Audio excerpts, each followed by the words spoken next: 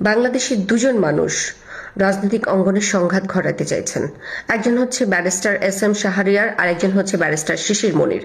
তারা এমনভাবে কথা বলছে জনসম্মুখে, এমনভাবে বর্ণনা দিচ্ছে, এমনভাবে ইতিহাসকে বিকৃত করছে, 1971 সালকে নিয়ে যেভাবে মিথ্যাচার করছে, আমার কাছে মনে হচ্ছে তারা আসলে বাংলাদেশকে ওনই করে না। এই মেয়ে তো নির্লজ্জ জাতির নির্লজ্জ ম্যাগি নুডলস। তাছাড়া আমি কিছু মনে করতেছি না। তোর যদি মনে হয় শাহরিয়ার কবির সে ভুল কিছু বলতেছে, তো তার সাথে টকশো কর, তাকে যুক্তিতর্কে তাকে বুঝিয়ে দে, প্রমাণ দে, তারপর বুঝিয়ে দে যে তুই সঠিক বা ও ভুল। এই ভিডিওতে আসলাম, আইসা বললাম ওই ভুল বলতেছে, আমারটা সঠিক হয়ে গেল, তাই না?